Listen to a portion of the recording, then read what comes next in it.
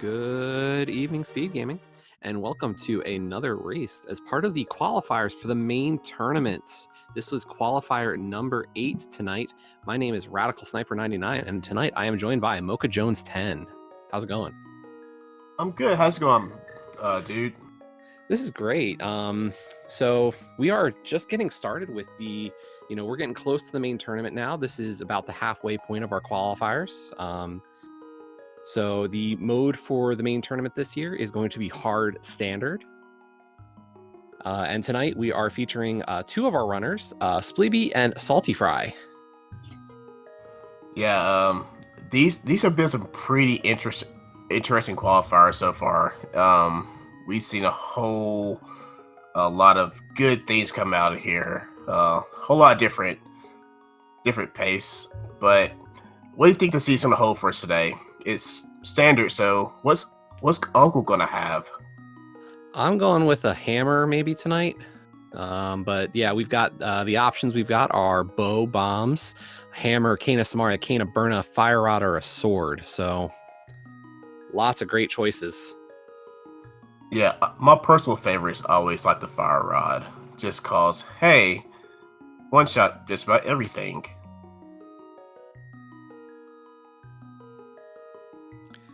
So yes, for tonight's race, we did have 91 entries, and these are just two of them that we're featuring. So we are off though. And we're starting off with money in the house.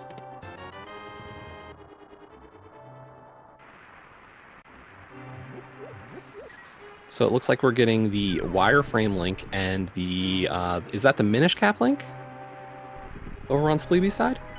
I think it may, and we have an early map check. Looks like Tower of Hera is a red crystal, and both Eastern and Desert are both regular crystals.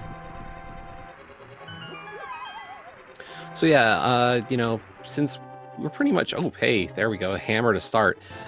Since we've got a standard escape here to start with, let's kind of discuss what standard hard is. So standard just means you're going to do the opening sequence, and oh my gosh, we have the flute. So standard is Zelda Rescue. We'll be going through the escape sequence, getting Zelda out of her cell and bringing her to the sanctuary. After that, it is a 7/7 seed, 7 crystals to enter GT and 7 crystals to make Ganon vulnerable. We'll have to climb GT and then drop in. The hard item pool is the big change here. There will be a maximum of Tempered Sword, no silver arrows, no armor upgrades, maximum of the Fire Shield, 14 hearts maximum, and that's it. Yeah, so this is really going to challenge our runners, just because of the decreased. Oh, saltyphry is saving and quitting. That was a surprise. saltyphry was trying to open that chest and for some reason was not working. Yeah,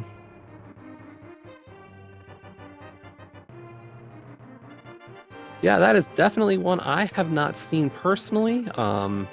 So just gonna save and quit and immediately just go right back in. Yeah. And we did notice that saltyphry was able to use the hammer.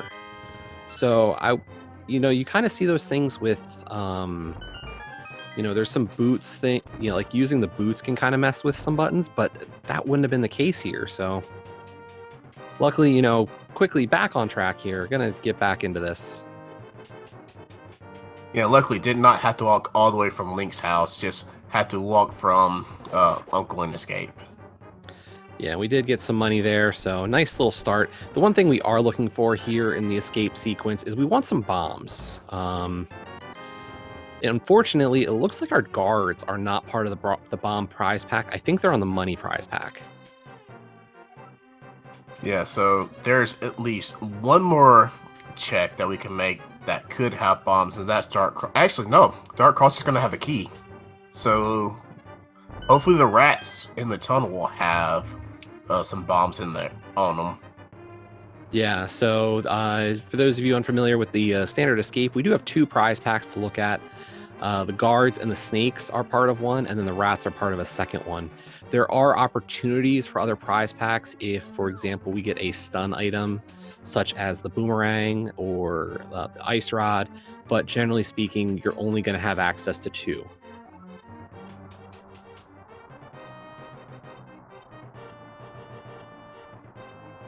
And another thing that is a change in heart, you mentioned that we're going to max out on a couple of things like only tempered sword or no melt upgrades. Those are going to be replaced by 20 rupees. So if you see random 20 rupees coming up, that's what those are.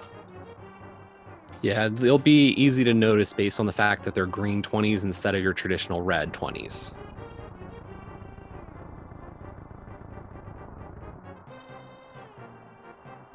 So, towards the start, like right now, if we saw them, we would know those to be armor upgrades. But as we go through the seed, we'll start seeing more and more depending on if it's an extra bow or we have all the swords or we start maxing out our health.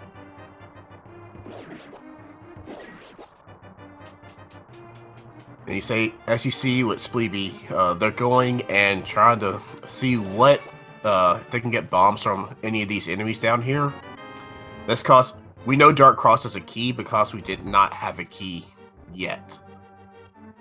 Yeah, and it looks like we've been able to confirm that the snakes and guards were on a money prize pack. So we do have a lot of rats though here at the end, so there is a chance to still get a bomb. But Spleebie's not really going for the kills. Oh wait, here we go. Just not getting any drops yet.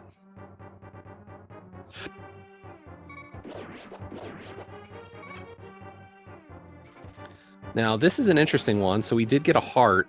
Okay, a second heart means that is not going to be on any bombs in the prize pack either.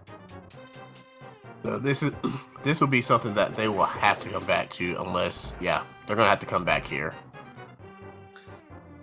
Yeah, and luckily, our runners are going to recognize, hey, these are definitely not part of the bomb prize pack, so I know not to think, I'm not falling behind. And whoa, hey, that's the ice rod.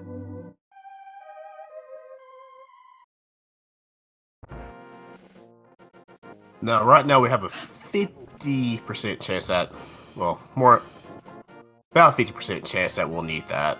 It all depends on what the Dark World dungeons are. We know that all the Dark World, all the pendant dungeons will be in the Dark World. So Spleebie, after not getting any bombs, is going right for a tree, and that should have been a tier 2 tree pull, and gets 4 bombs off of that. Nice drop there. And we're also going to see the bush crab. Full magics off of the bush crab, and we're going to get a look at Aga Ledge. Alright, so what Lumberjack has today looks like a piece of heart or a full heart. Couldn't really tell, but yeah, it had a heart shape. Yeah, that looked like a container to me, so. So I'll doubt that we'll see an agate, any kind of agate today, unless we actually have to for logical Dark World access.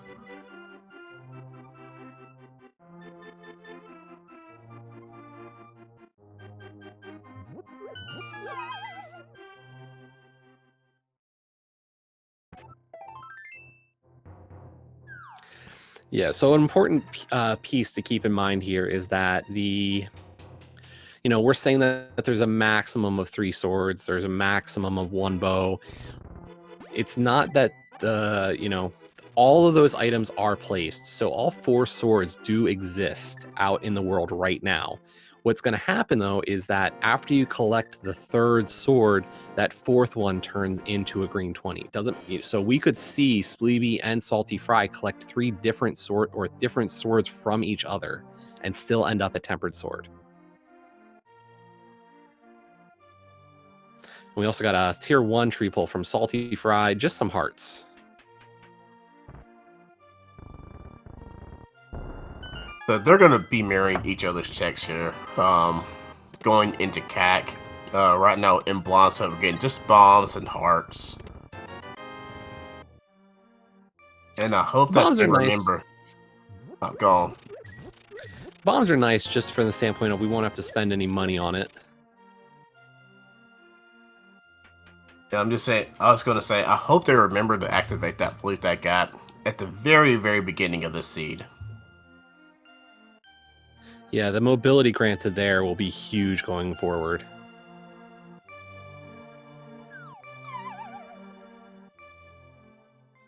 And really, I'm sure they're hoping for, not to say the hammer is a bad weapon, but it's definitely one of the shorter range weapons, as we see Spleebie's actually quick swapping over to the flute. So definitely gearing up for a flute activation there.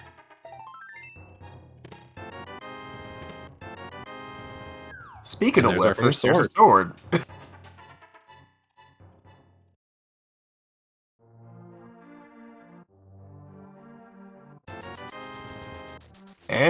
and our power glove. So we That's are a, one item away from Dark World access. We need the Moon Pearl. yeah, that's a really nice find. So that the big thing here with that glove is also we get the back of escape now. So easy return path. We don't have to go through Hyrule Castle to get back there again.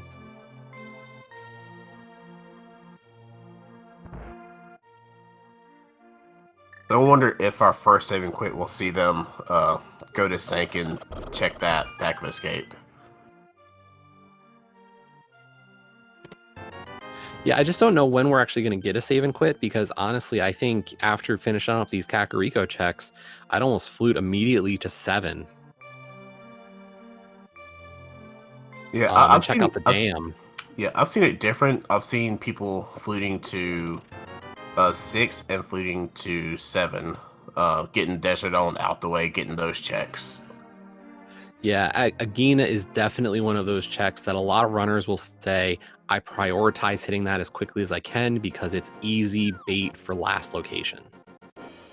And that's one of those things, like, it's off by itself, so a lot kind of forget about it until it's the last thing, and with that flute, it's really easy to get there now.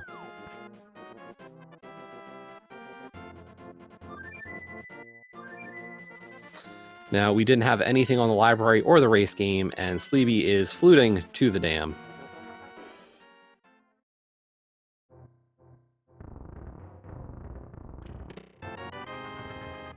And there's our first bottle of the seed. So do we see a flute back to CAC? Well, I think we're definitely going to see a flute out of the dam, depending on what item is our flooded treasure. Spleebie switching to bombs. I think they're going to go ahead and go to Mini Moldrum Cave. As saltyphry with the divergence here heading to eastern area. Yeah, 3 quick items over in Sahashwala's closet. I can't imagine Salty's going to head into Eastern Palace just because of no bow yet, but this isn't a bad play to see if you can find anything to help you.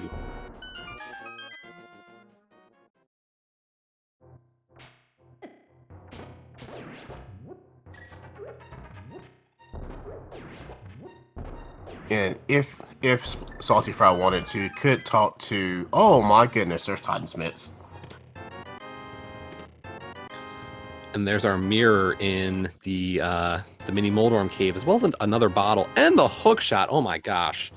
Talk about a loaded start for a seed.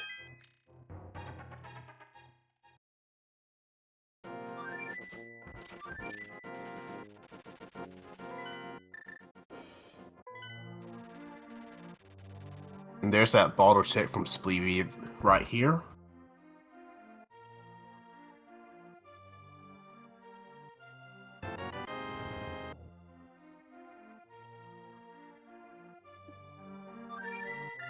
So, I mean, no matter what we're actually finding, these are massive checks already, as Spleebie's heading right up to Death Mountain now. I'd say the one thing, skipping out on Sahashwala's closet right now is going, if we find the Moon Pearl here up on Death Mountain, saltyphry will have a bit of an advantage just from the fact that he's about to have hookshot and mirror. And if we find that pearl, that means full Dark Death Mountain access as well as Light Death Mountain. Yeah, which that's several checks in itself. Oh my as well as the knowledge. You know, there's a chance that we need to do both, or mire and or turtle rock for this seed, and finding out, hey, what medallion do I need? It's really important.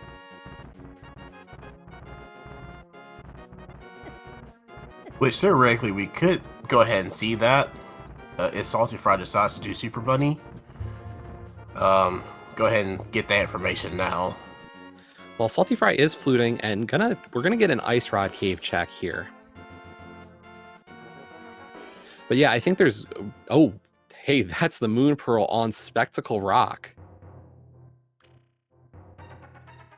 So Spleebie's going to need to make their way to Saha's closet to get that mirror.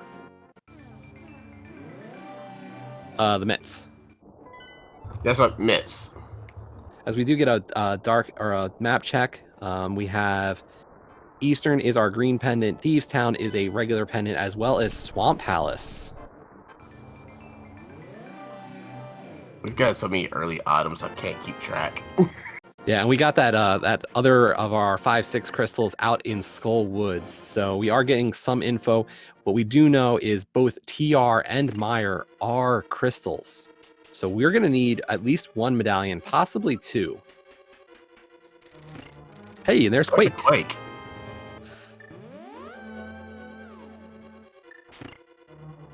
And we know that Quake is needed for Mire. And we are not fire locked out of Tower of Hera. So we're going to see probably one of my favorite new pieces of tech, which is Herapot here. Now, which version do you prefer of a Herapot? Hook speed.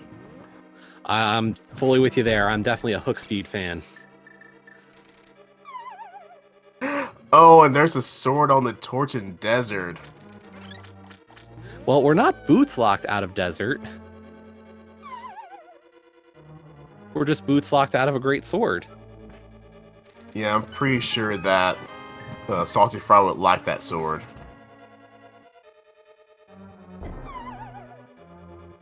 And Spleebie trying to run around the big chest to kind of do a bomb back over. Unfortunately, not working. Falling down one level.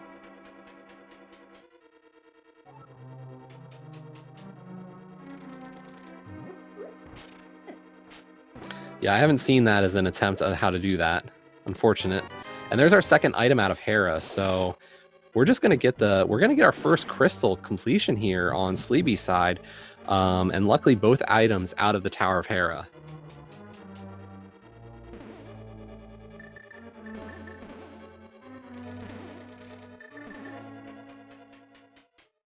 And I don't think I've seen any... Well, never mind. Saltyphry still hasn't found that second item yet. But, there's the second item. And we're now fire locked out of Desert Palace, so no, we won't be able to defeat Landmolus yet.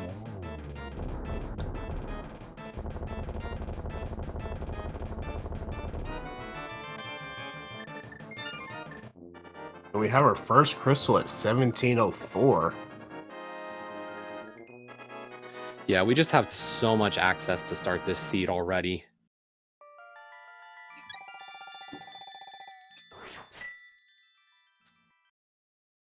And there was nothing over in Checkerboard Cave, and Saltyphry is going to finish up this route with checking out Agina.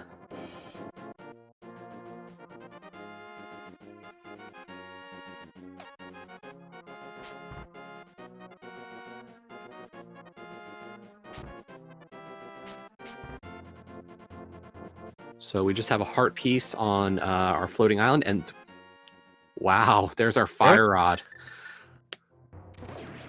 Who asked for potentially jet seats today?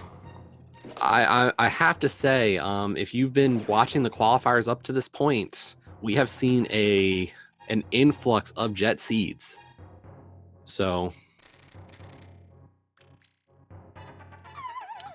and this kind of brings us very naturally into discussing how this all works. So let's talk about the qualifiers. So there's each runner who has hopes of making the main tournament, you will need to run, you are aiming to run 5 of these qualifier seeds. From there, they'll remove your top and bottom, and then take that average score out of your remaining 3. And then the top 128 runners will move on into the main tournament. There will be a group stage followed by a bracket. Now, in terms of how the scoring works, as we see Spleebie working through a paradox cave, the way the scoring works is for each qualifier, we'll be taking the top 5 finishers from the race and we'll be establishing their average time, and we'll call that par. From there, you take your time divided by that par time. That'll give you a number greater than 1, most likely. Then you will take 2 subtracted from that number, multiply it by 100, and you'll get a score. And that'll be your score for the seed. Yeah, and while you're explaining all that, we found Ether Medallion in Paradox Cave.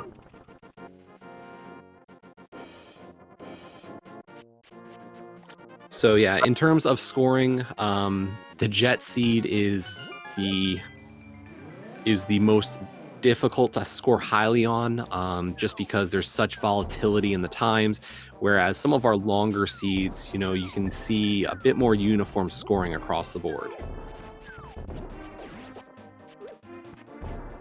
So saltyphry going through Hera now. We're going to get to see a lot more of Death Mountain afterwards, but Spleebie is going to give us Hype Cave.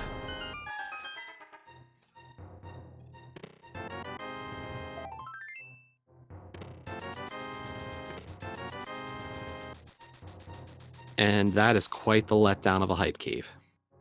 I give it a -4 out of 10, maybe. I was going to say that's pretty kind. I mean, and Spleebie takes a death.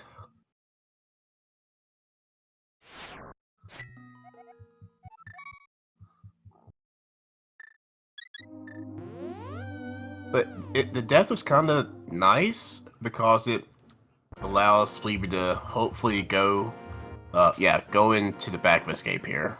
Yeah, we haven't seen these checks yet, so wonder what we're going to find.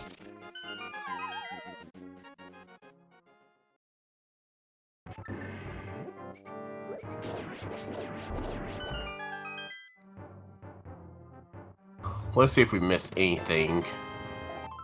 Nope. All right, not really missing anything there. I mean, we got a little richer, but that's about it. Now, here's something interesting to think about. We have Pyramid Fairy access already.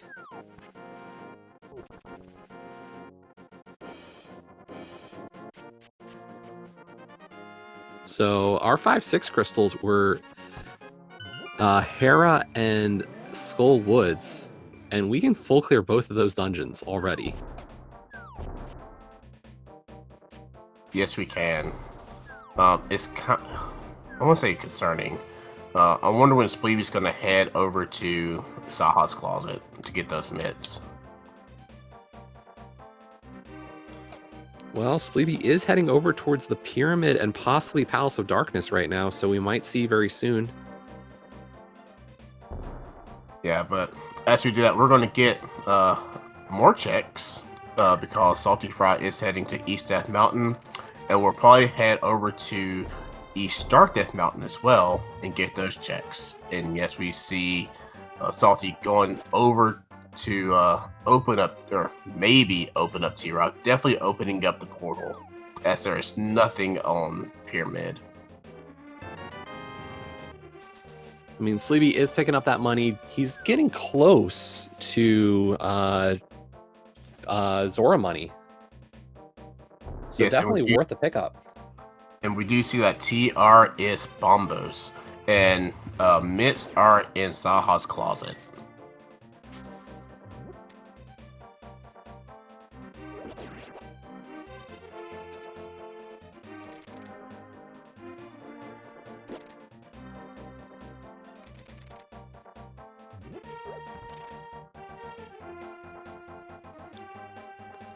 And there's our second sword over on saltyphry's side. Master Sword in Hookshot Cave.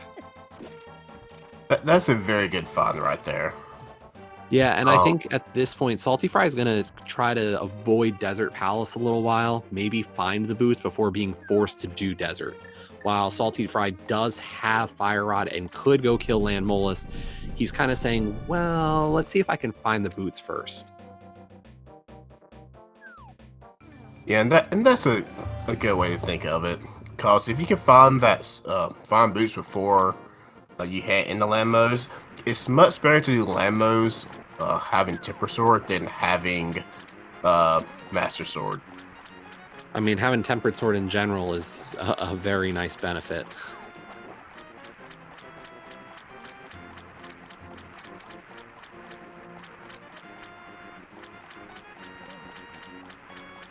As Chad's pointing out, we need Bow, Bombos, and Samaria for go mode. Yeah, because it is not, I would not put it past our runners to, skip out on needing the flippers for this seed. While Ice Palace is one of our crystals, who cares about logic? As the scam lives, 50 rupees for 500.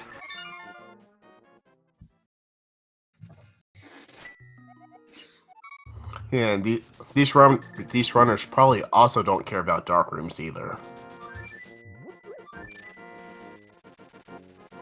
So I don't know if we'll see them trying to find lamp, but it probably won't be a priority. Yeah, considering we've got 2 bottles, it's definitely going to be very possible to kind of, get some extra, a blue potion or 2, and not have to worry about that later.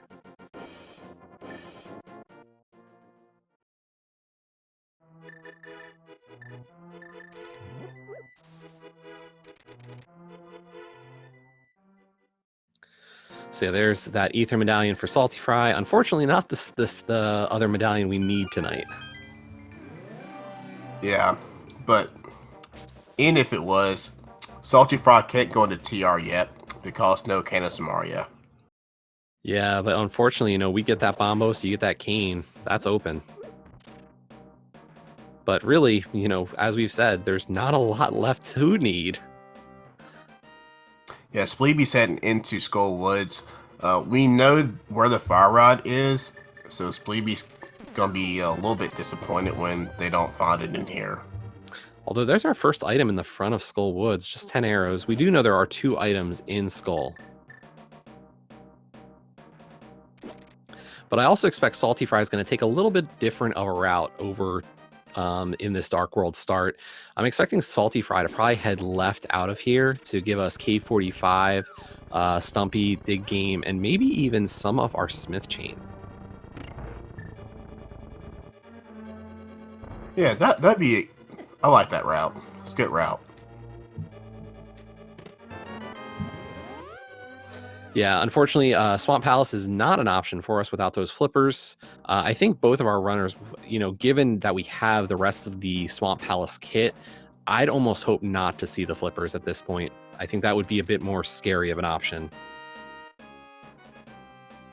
Yeah, I definitely agree with that. Like, I don't want to be forced into a pendant dungeon at this point.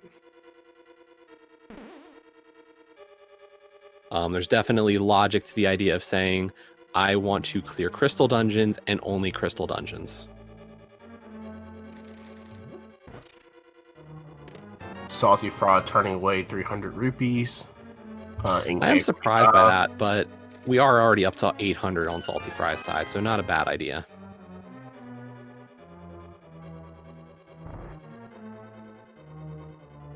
And there's no need for saltyphry to have to wait for boots, because there's our 4th sword.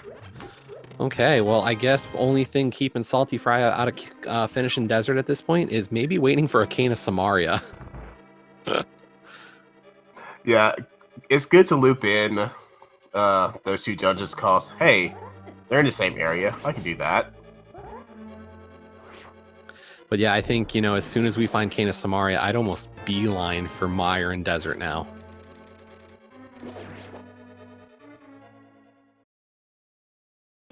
And here we go with the dig game. 1 to 30 digs, and we will get our prize. What do we have?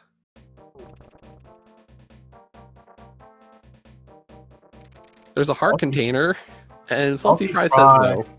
denying the heart container. That is bold. As there's just a piece of heart on the bumper ledge.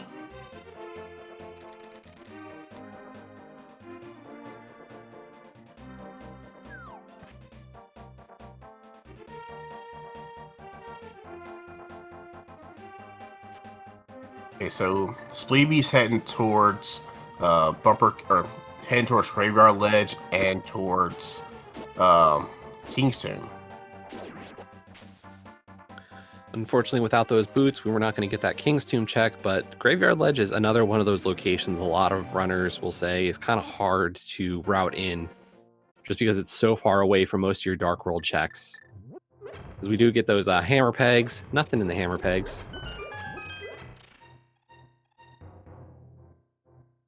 Denying the red boomerang in the cave.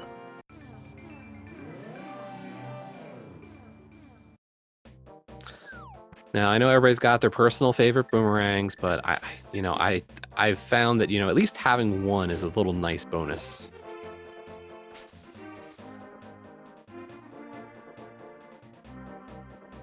Yeah, I mean, if Pot were a pendant, I might have taken that boomerang just to hit the switch, but it's a boomerang. We have a done item already. And red is also good for Splash Elite, as Chad is saying. Yeah, luckily it doesn't look like we're going to need Splash Deletion at this point. We did see the Zora Ledge, and there was nothing there. We just got Purple Chest, nothing there. And Sea House has a cane. So, Meyer? I'm pretty sure saltyphry, after picking up that cane, actually saltyphry might go into Skull Woods since they have that fire rod. Yeah, I wonder if saltyphry is going to check. Nope, I was about to say maybe check Village of Outcasts first, instead heading right for Skull Woods. Yeah, they had that fire rod equipped. There's no point in going down there right now when you can go ahead and beat Skull Woods.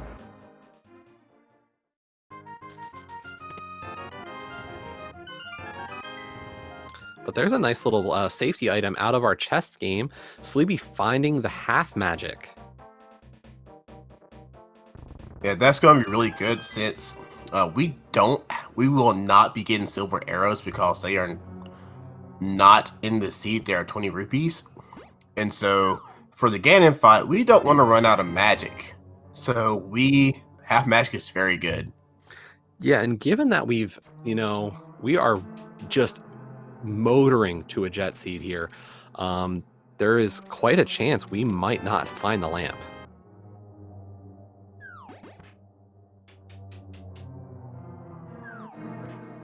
So that half magic will pay huge dividends if we don't find it. So this is an interesting play by Spleebie, heading into a pendant thieves town. Which the first 4 checks are easy, but the top can be pretty cumbersome to go through. So I wonder if they'll just check these first 4 and leave, and that looks like what they're doing.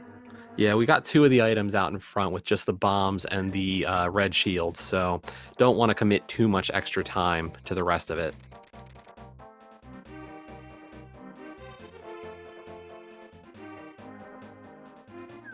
Yeah, and it's not even a green pendant at this point, so limited value for sure.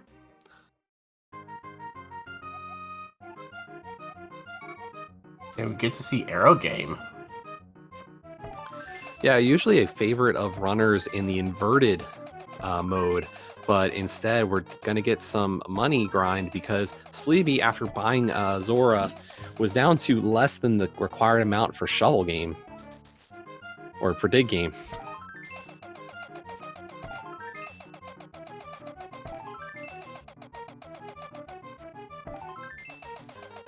And blink and you miss it. Saltyphry taking down Mothula. Not the worst behaved Moth. And there's our second item out of Skull Woods off of Moth. Just a piece of heart.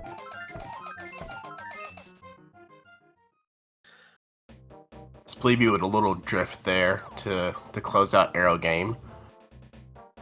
Yeah, trying to go for that 99 rupee strat. That's always a cool one to see. Great way to build up quick money if you can hit the same target 5 times.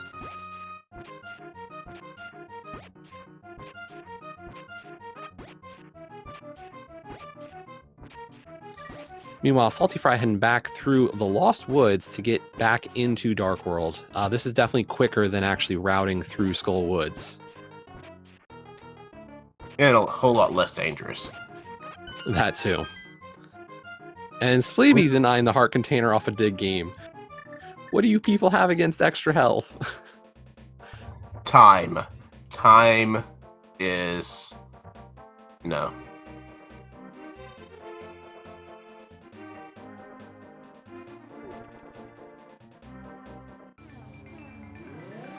So saltyphry's about to get their can of Samaria once they go right here and go to Sea House. Yeah, and I think with that, you know, having the half magic now, getting the cane of Samaria, I definitely feel like you kind of have to make this play. Saltyphry's got 2 crystal dungeons available at this point. I would be shocked if we don't see saltyphry head there next.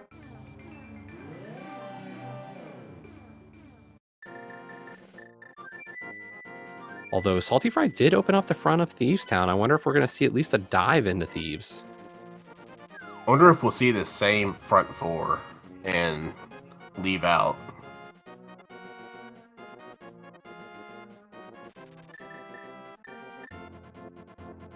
Oh, saltyphry's mirroring and we'll probably get a flute away. Yeah, I think this is going to be the Mire Desert play. Speaking of Mire Desert, it looks like Spleebie's about to get their fire rod now. Yeah, luckily not too far of a, out of the way. Spleebie making a good play here to get over to desert area and at least check that. Don't want that one to kind of sit for too long.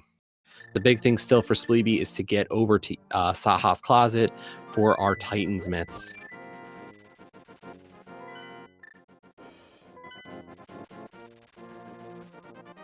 And hey, nice security out of the Mire Shed.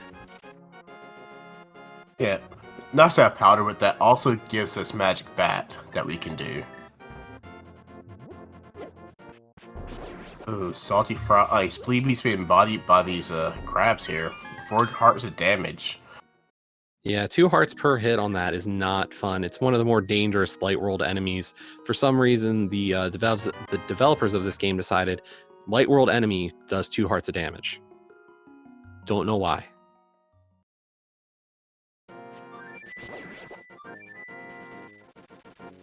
But saltyphry into Misery Mire now.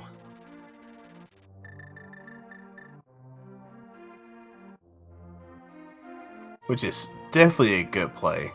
And we'll probably see them go from Mystery Mire to desert, finish clearing that out. Yeah, that's 2 crystals, continues to bring you closer to that goal. I wonder if after this we see saltyphry possibly check Pyramid Fairy before maybe making a play over to the Eastern Pod area. Unless we get some kind of progression here in this dungeon. Well, would you go Eastern Pod or would you just Fate Flipper over to Ice? That's also a good point. I hadn't considered that one, but that might be the right play. With that Cane of Samaria, Ice Palace will be an easy clear. I like your thinking here. Uh-oh, and we've got a God Mire on our hands. That is a very early Mire Big Key. How much more of Mire do you check? We still need Bombos, but looks like saltyphry is going to go ahead and head to fight Viddy. Yeah, and I think this is a smart play just because it's really easy to just go back here and see if you get an item.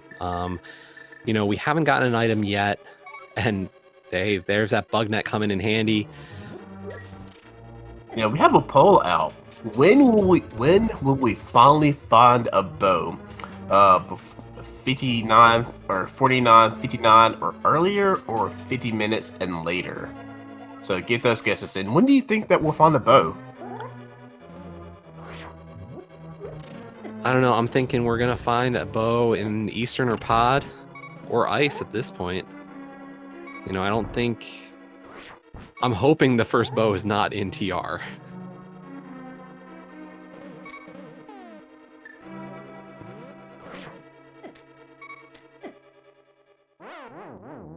So we are seeing the mire in the dark. saltyphry got through that first room, unfortunately taking a death to that spike. Luckily, really heads up play early on by saltyphry to pick up a fairy.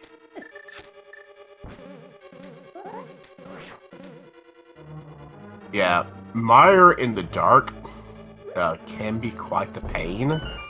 Yeah, But and that first room is the scariest of the bunch. yeah, it's a good. Actually, saltyphry did not go into Thieves Town, so they don't have the fire shield, which can block those shots there. But saltyphry is about to come up on Vitreous after getting through all those dark rooms. Wonder if we'll get maybe a powder in that. And gonna catch another fairy. Nice plays here. Nice safe plays by saltyphry, you know, going through a very dangerous dungeon. And Spleebie is still not heading towards eastern area.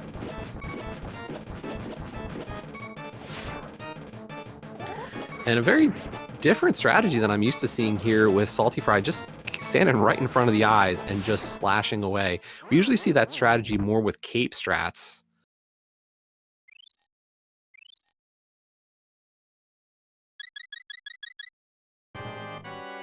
Oh, Spleebie is actually getting the big bomb. So we'll see what's in Pyramid Fairy. Yeah, I think given how early we had access to those 5-6 crystals, this is not a bad play. You don't expect 5-6 crystals to be this easy to access.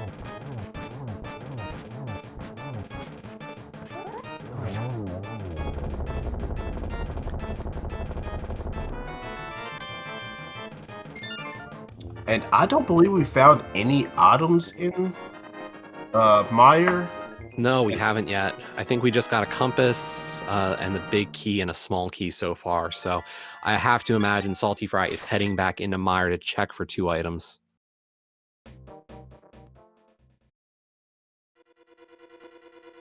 And there's our bombos blocked by the 5-6 crystals. As Pyramid Fairy gives us bees.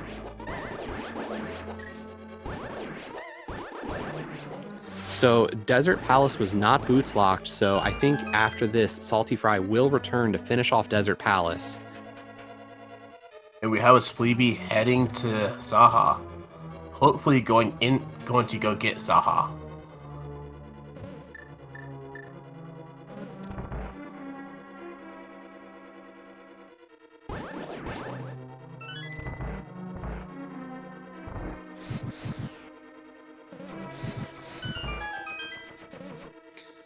So yeah, this will be a good play for Spleebie to find that those Titan's mitts.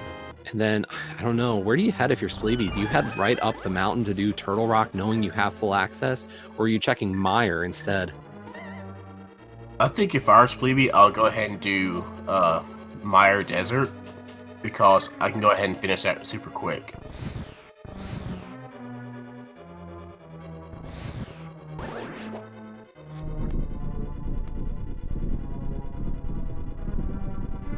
As Spleebie proves me wrong.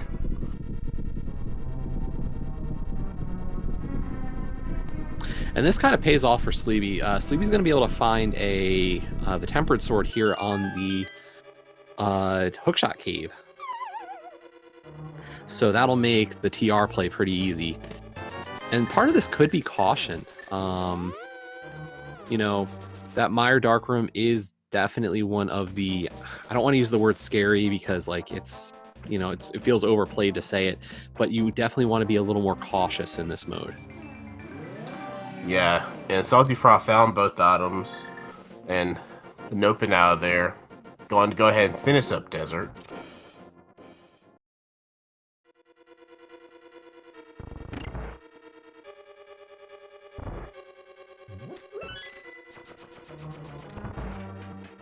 But yeah, I think at this point, you know, for saltyphry, I think the best play is go to Ice Palace. It is Flipper's Lock technically, but you knock that one out. Hope you find a bow. If you find a bow, you can go do Eastern, and then at that point, it's just a hunt for Bombos Medallion for saltyphry.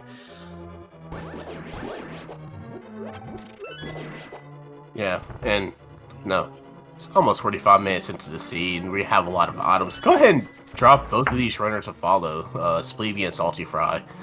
They are doing amazing tonight, and it's late, but they are putting on a show for us. Yeah, great runners on this seed already.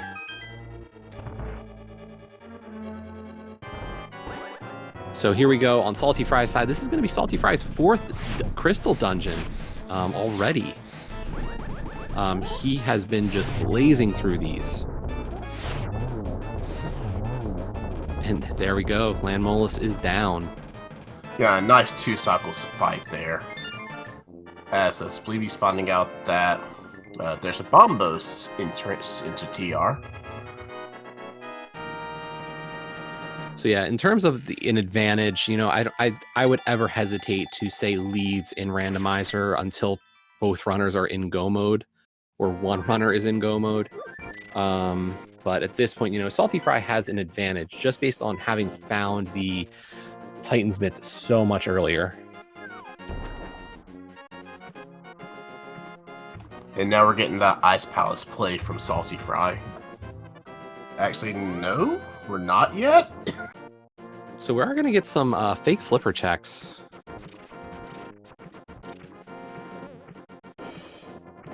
This is a heads-up play. You know, if we're going to, you know, forget about flippers in general, and we find a bow here in the waterfall, or in saltyphry's case, you know, finds Bombos, we know it's not here, but it's a nice opportunity to check these locations. Instead, we get 2 pieces of heart and a full refill.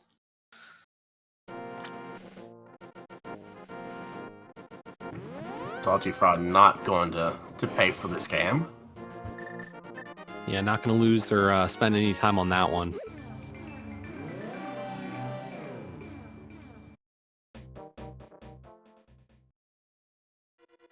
All right, so do you think we'll find that bow in the next 4 minutes?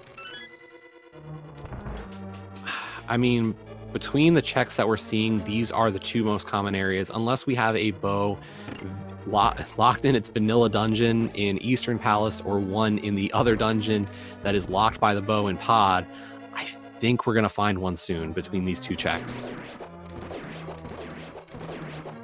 I would be shocked if we don't find a bow in Ice or TR.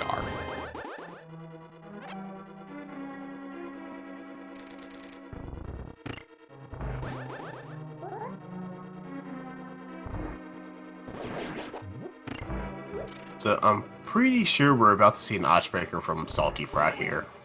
Yeah, this is oh, the there's other. Our flip. What was that? Spleebie just found flippers. Oh no. In chain shop room.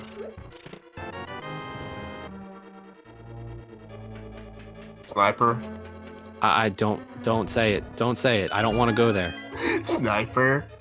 I know. Swamp Palace. Please no.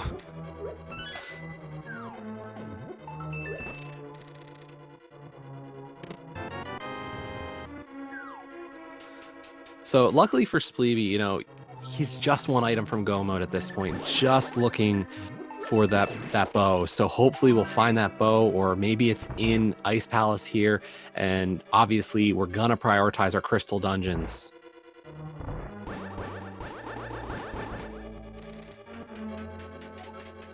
Nice little hook clip there from saltyphry on those stairs. Ice Palace without boots is an adventure. That one is for sure. And so far, haven't really seen much in Ice. Yeah, saltyphry knew he was going to full clear this dungeon, so pretty much said, you know, I don't have to hit the switch when I do my icebreaker, and is just going through all the checks. Meanwhile, Spleebie about to give us Mimic Cave.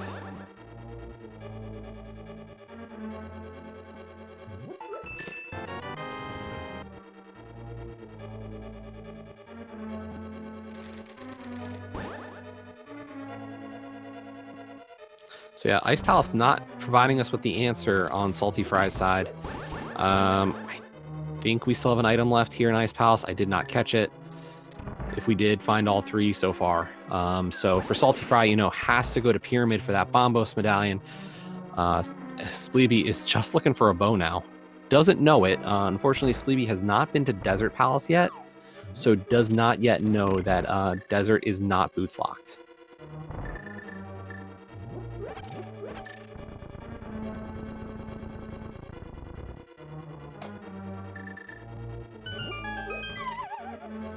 Saltyfry's gonna have to do the fire rods. I wonder if we'll get some double fire rod shots. No, we do not.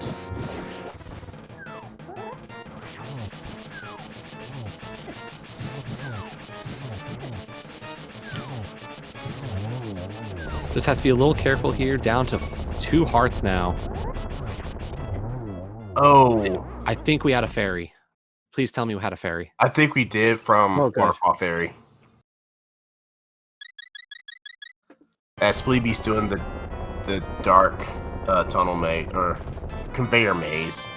Yeah, Dark TR maze is not the worst dark room. There's some really easy strategies to get through this room without much trouble.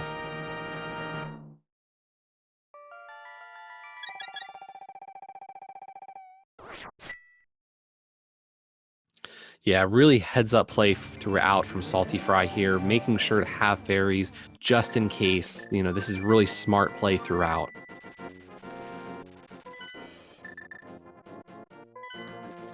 On Spleebie's side, we are going to get to see the safety door here on Laser Bridge. Down to 4 hearts. I don't blame Spleebie for this one. Good heads-up move. And I think this might be a Pyramid Fairy play from saltyphry as well. I feel like it has to be. Because there's not much else that can happen. Oh, there's our boots.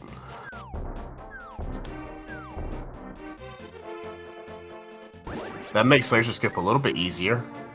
Yeah, our runners are definitely probably practiced in the art of laser bridge skips. So boots are definitely nice and will make Spleebie realize, hey, I am definitely just a bow from Go mode.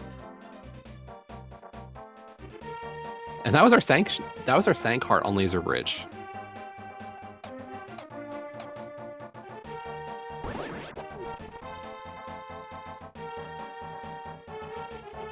I wasn't counting items. Does Wiltronics have anything?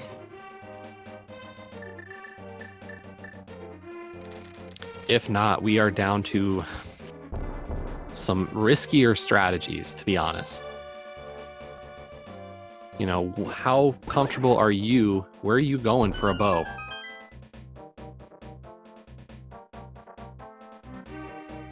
Personally, I think I may go ahead and see about going into Eastern to see if it just so happens to be, oh, we're just going to give you the item you need in that dungeon. So a French vanilla or vanilla bow?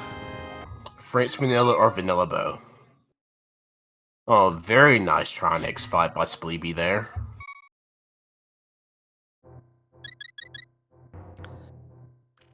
And yes, there is our compass off of Trinex. So TR only giving us the boots. That does open up a couple of items in the King's Tomb and our Bonk Rocks.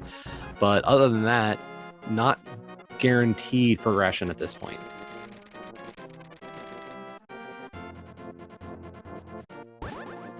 And a couple more checks we have is we still have King's Tomb, because I don't believe any... Well, we just got boots.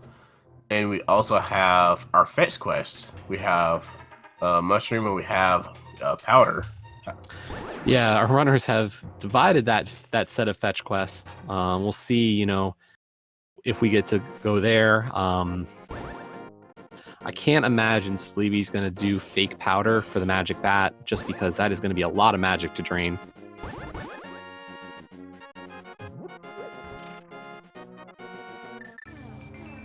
Spleebie's about to come in, look at Torch and say, oh, there's 20 rupees. Have I been maxing out my health, or is that something else? Because at this point, Spleebie's got a few things that could be 20s. Has 2 shields, has 3 swords, has a decent amount of health. And of course, we're still on green mill as always, so a lot of chances for that at this point.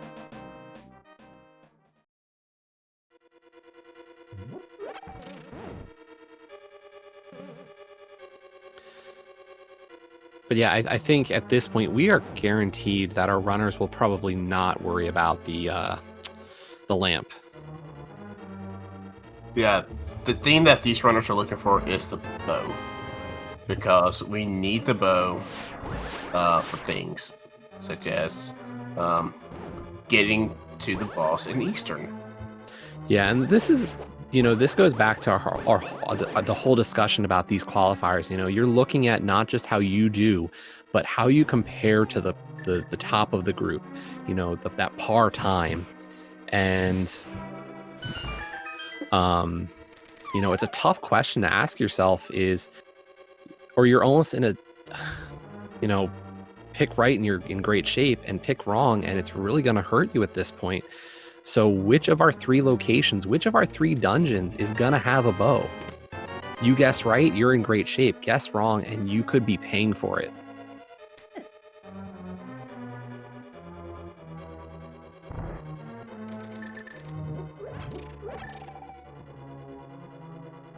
Well, I think just looking at it, Spleebie might be able to theoretically catch up to saltyphry.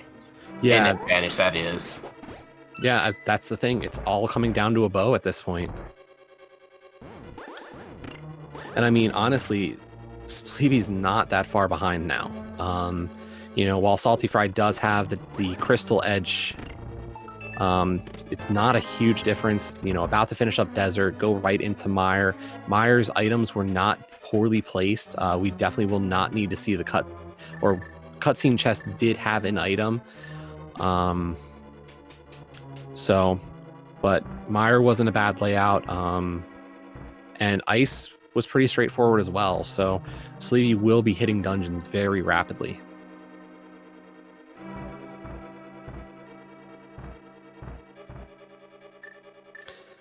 And no, I think Spleebie is definitely doing Mire right here. I can't see not finishing Misery Mire.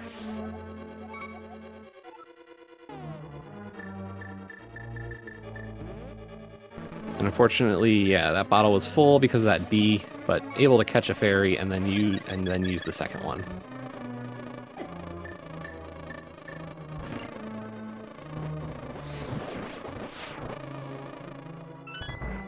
And Revenge of the Bee on that floating skull.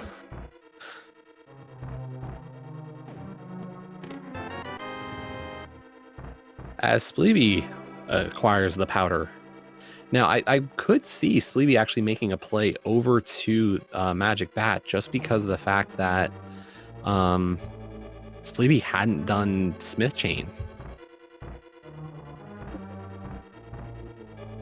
Yeah, so I wonder if Spleebie will Magic Bat Smith Chain and head back up towards the King's Tomb. Yeah, King's Tomb and Bonk Rocks are definitely calling out now. But I think first things first for Spleebie is just going to be crystals. So probably Ice next.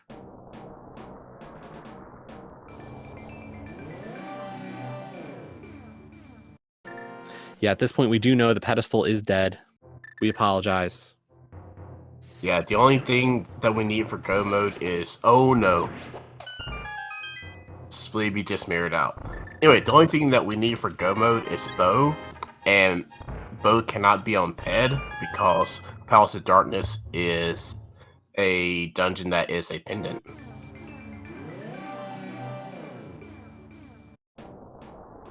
Yeah, one of the joys and frustrations of Quick Swap. The accidental mirror. We've all experienced it.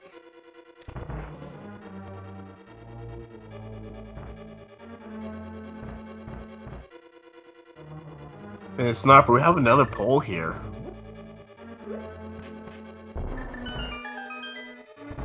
So yeah, we're looking to answer the question, who's going to find a bow? Spleebie or saltyphry? Who's going to find it first?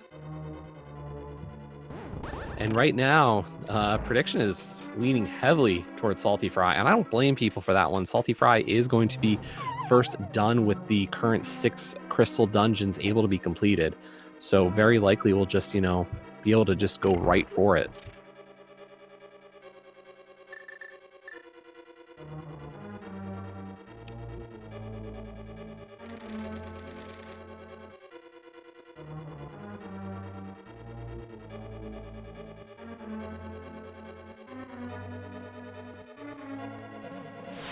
Oh, that's a nice fire rod dash there. Yeah, nice form there in Mire. Okay, saltyphry reaching laser bridge. I wonder if we'll see safety door. I think we will. Never mind. Well, clutch sank heart.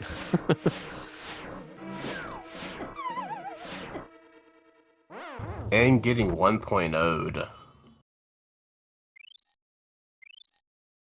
But having that fairy.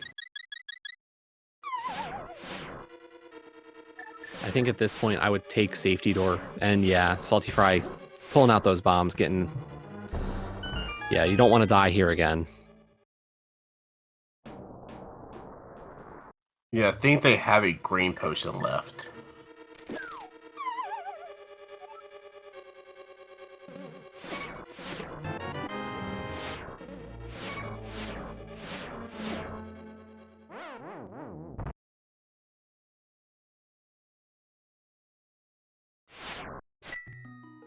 So while saltyphry took the route through Mire to just go straight to Vidi after getting the big key, Spleebie's been going with the full clear the front first.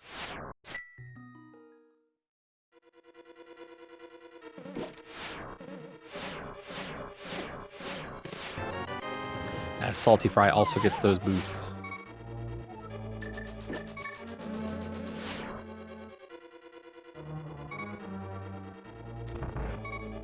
And yes, we do know the second item in Misery Mire is in our cutscene chest. I believe it was 300 rupees. I felt like it was.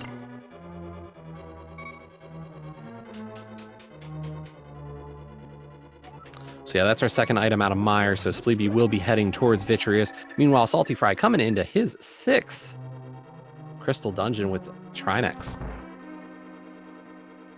So, I think the poll should be, which fetch quest does saltyphry do first?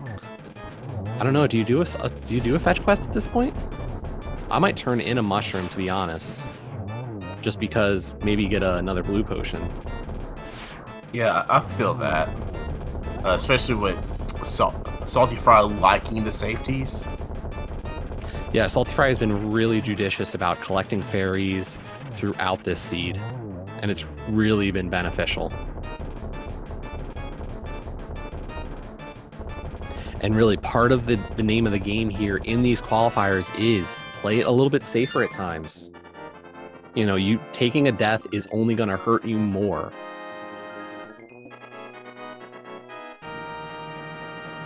Speaking of which, Spleebie really needs to... Oh, did Spleebie get... Dark Spooky Mire. Yes, that was lovely.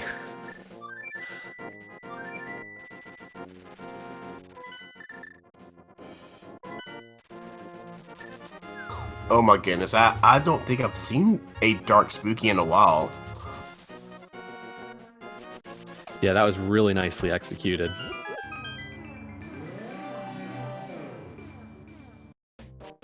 So saltyphry into Dark World. Where are we going?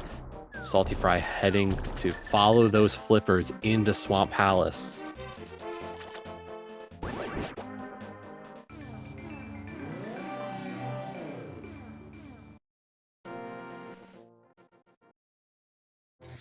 Meanwhile, Spleebie taking on Vitreous.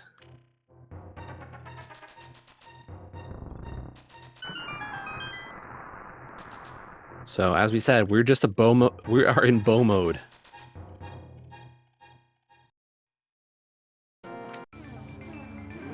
I like chat. It's always Pendant Pod except when it's Pendant Swamp. I mean, that is definitely the logic here. I'm surprised we did not see an Eastern dip, hoping for a vanilla bow, but I can't fault anybody for the choices here. You are down to 3 dungeons or some kind of play into, or you got 4 dungeons you can go into to find a bow. Pick your poison.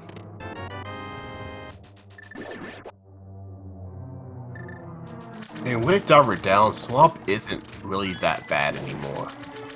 Yeah, at least in the back. Unfortunately, Diver Down will not really save too much time on the left. That's still a couple of minutes spent to do that. Yeah, and unfortunately, we've already got an item confirmed for left side Swamp.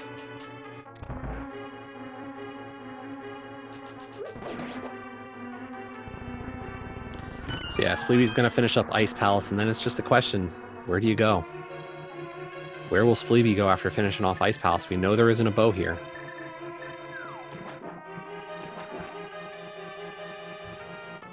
I wonder if Spleebie will go ahead and head into Eastern area.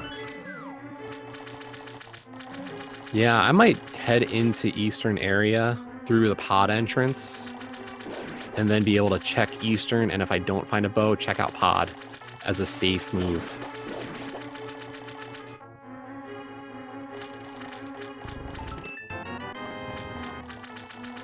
Well, there we go. There's an invincibility item with Cane of Burn, and that opens up Spike Cave.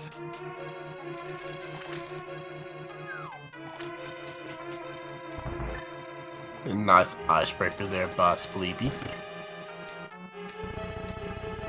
So, while the pedestal could have a bow, technically it would not be our bow because pod being a pendant means, you know, we need a bow to beat pod. So yeah, this is not a pedestal seed. As much as most of us would like for it to be, it cannot.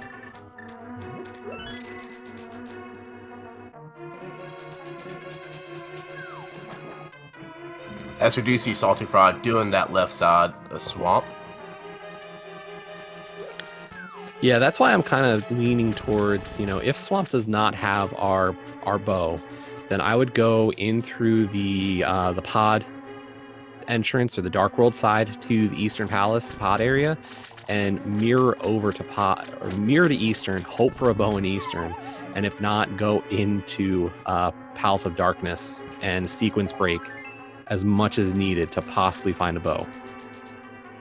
Like, between those two spots, one of them will have a bow at this point. Yeah, I think saltyphry still has a green potion, so could get the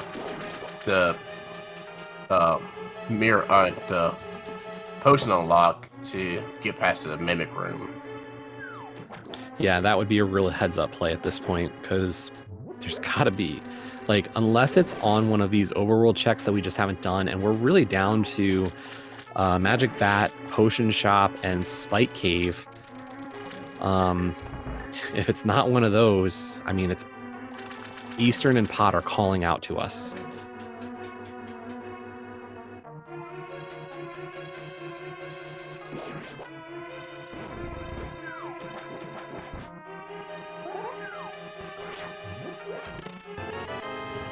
Hey, there's our third shield. Yes, it is. Oh, I did forget one set of locations. We have 2 checks left in Beevestown. Yes. Oh, goodness, please no. I know. We're running low on locations, and the ones that are left, you know, you have 2 bow-locked dungeons to check, and thieves. Who wants to go to the top of Thieves today? Right?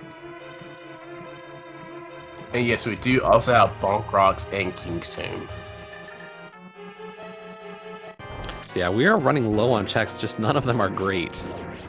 You know, which one do you feel is the best play? And, you know, there's... one of the things you don't think about so much is we're in a race with over 90 runners. Do you metagame? Do you know, you're going to run this race, and if you see somebody finish, what are you going to think? do you think about it? Ooh, we haven't seen Man Under Bridge yet. You're right, we haven't.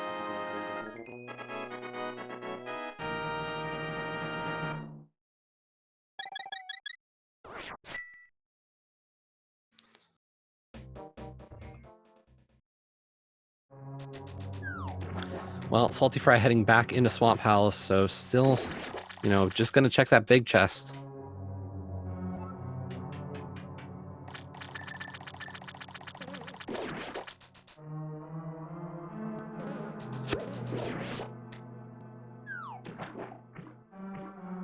Spleebie's heading into Waterfall Ferry.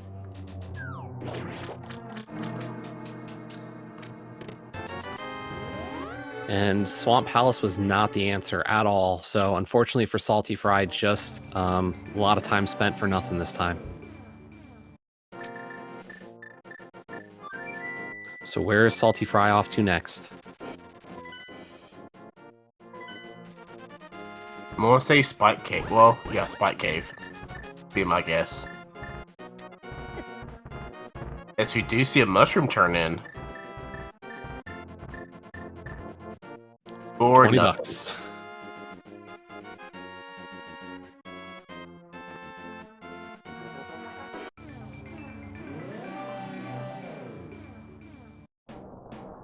Spleebie thinking about it, and we're just gonna get head to eastern area. Yeah, just going straight to Eastern and not even gonna try. You're not even worrying about pod, just gonna say, let's go for it.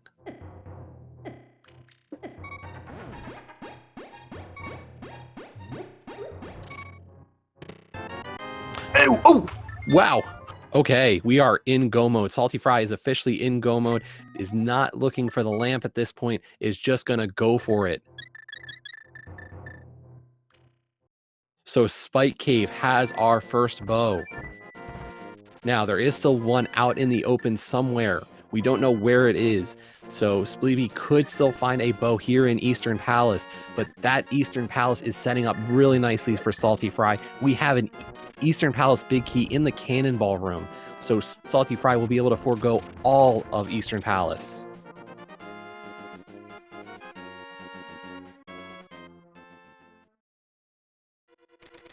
And so far, Easter's not turning out anything else. So far, front half is nothing. Yeah, I could imagine, saltyphry is going to skip the right side. Maybe we see saltyphry pick up the Stalfos chest and maybe the big chest in a chance to get that lamp, but I doubt we're going to see too much here.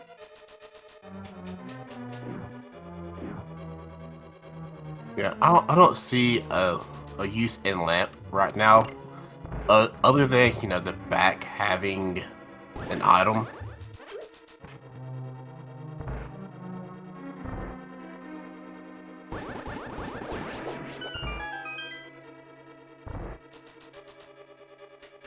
Yep, and saltyphry is skipping everything, so nope, saltyphry is saying this is go mode, I don't care.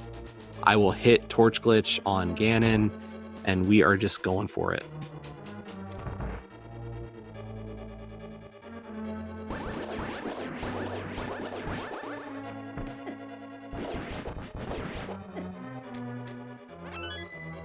Getting that key.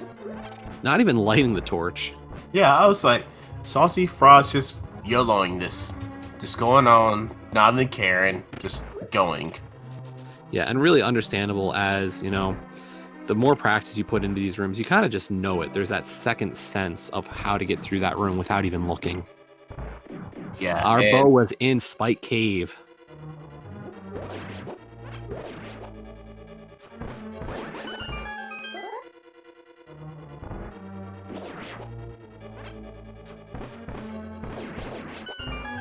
So yeah,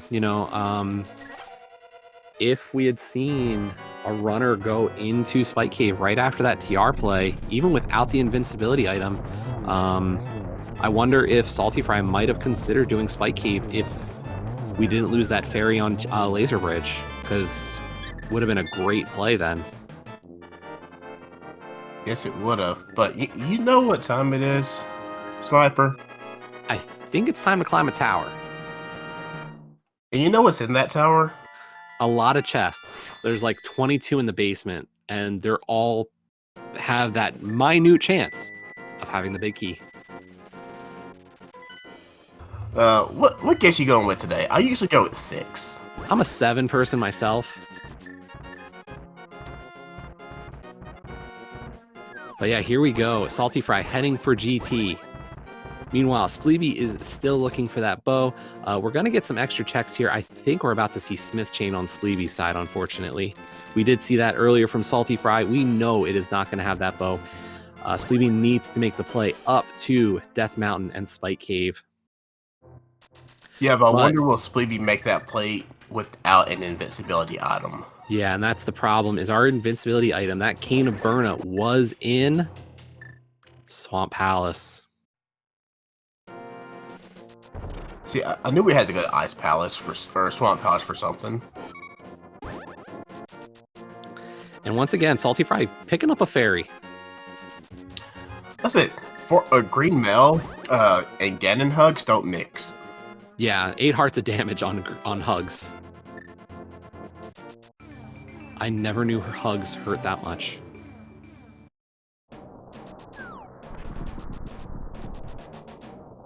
Alright, so we will... I know we don't have the bot, but we will cut off guesses as soon as saltyphry enters Ganon's tower.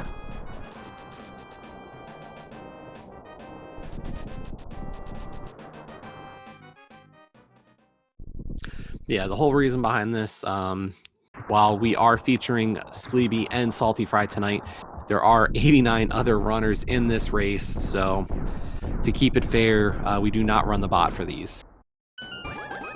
Because for all you know, you might have seen it somewhere else. Alright, and in Ganon's tower we go. Check number 1. Oh my goodness. Well, how do you do? So it's almost a definitionally Hope Room GT. All saltyphry has to do is get 1 key off of the left side here. And homemade beer with the correct guess first. Yeah, we also had correct guesses from King of Spies, Snooze 3367, and I believe that's all of our number 1s. So congratulations.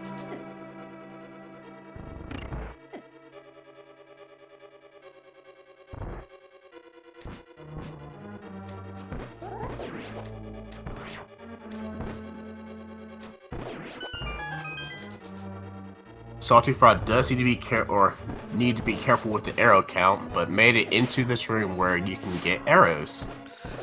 As long as you don't despawn them.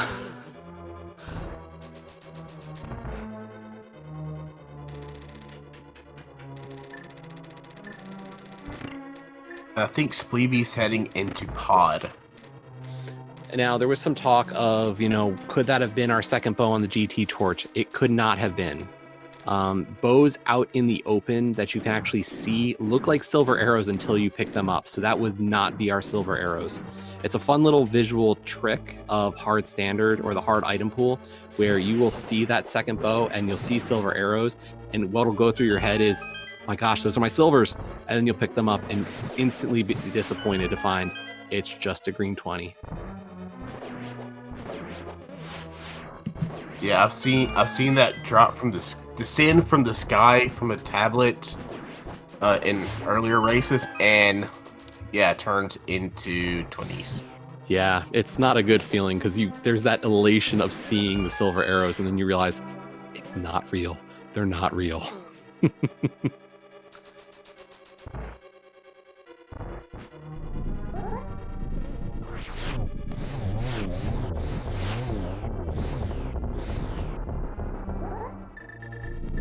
So, but saltyphry on Landmolus 2 takes them down very nicely. As we see a hover from Spleebie. Oh yeah, this is a cool hover always. Unfortunately, not able to get over that rail at the end. Just barely missed.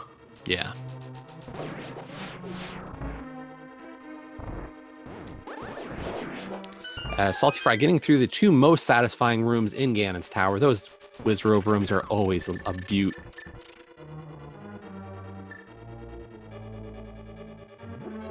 Yeah, and that's a beautiful gauntlet there too.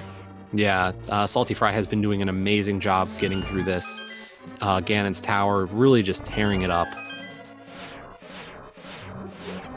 I think Spleebie. Okay, never mind.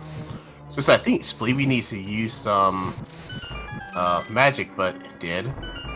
Getting that potion unlocked successfully. Hopefully that'd be unfortunately not necessarily helping, but it did push that Mimic off screen.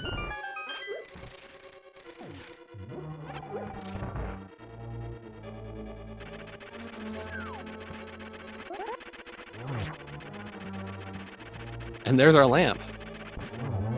On the right side, on the Bowlock side of Palace of Darkness is the lamp. Oh, that's a fun little location for that. As we get Pog Clip. Yeah, nice clip there through that. And Salty Fry going through that last room of GT before we get to Aga 2.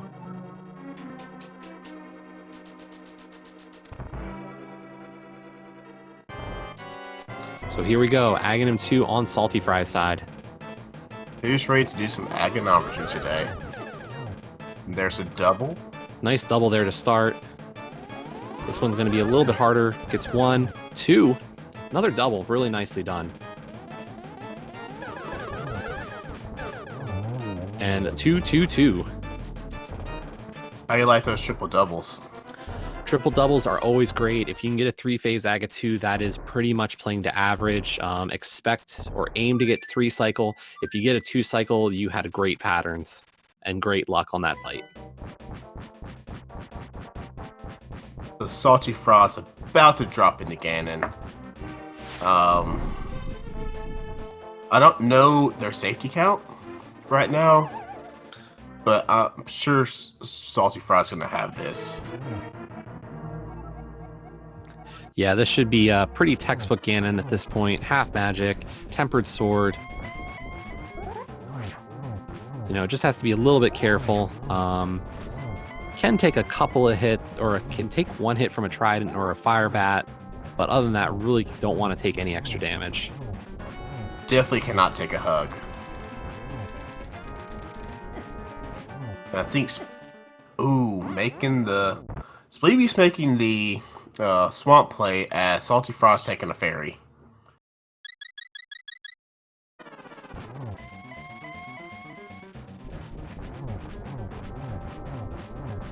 Yeah, luckily had that fairy, so still had that 1 extra. You know, all those safeties from Salty Fry's side have really paid off. Ooh, but gonna have to be really careful here. Luckily, through phase 2, the fire bats from here on out will only do 2 hearts of damage, at least. And I think Salty Fry still has that green potion. So, if they miss magic. Glitch, if they miss Torch Glitch, they should be fine. Nicely done. So here we go, 12 spins. Nice triple to start this off. Just too far away to get that first hit for that set of triples there. Yeah, unfortunately, you really are at the mercy of Ganon in trying to get that triple starting from the top. But it looks like we're going to get a triple set up here. Nicely done. And that top pattern is perfect for another triple coming up.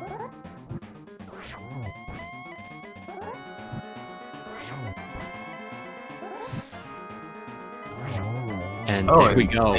There it is. Yeah, beautiful fight from Salty Fry to finish this. All that is left is for Salty Fry to cross that 1x3 bridge, and we're done. Get those GGs in chat for Salty Fry, as Salty Fry crosses the bridge and finishes with an official racetime.gg time of 1:23:07. First on your restream, and hey, second overall tonight. So that is second out of the 91 runners. We had a first place finish from Flip Heel at 1:20.50. And After joined by saltyphry, GG.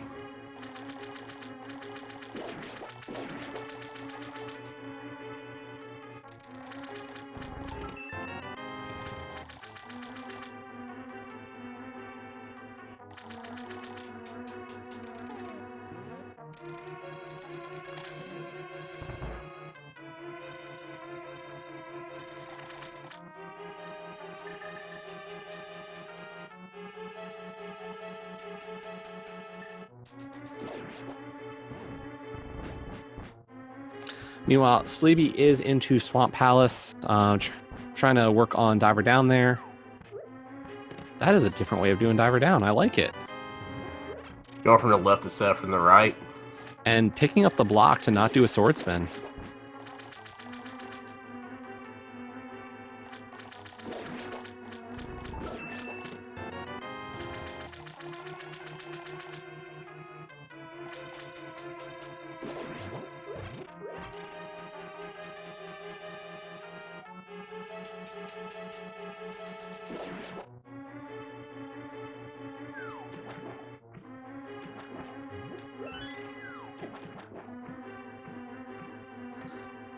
So unfortunately,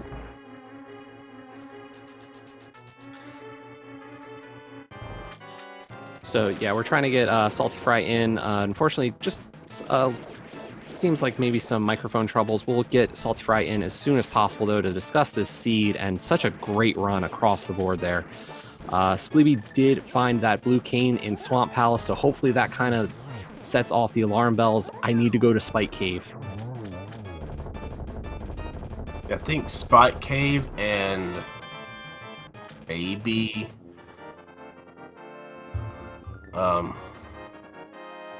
Magic. I don't know if I can't remember Spleebie some Magic Bat yet, but we are joined by saltyphry. GG.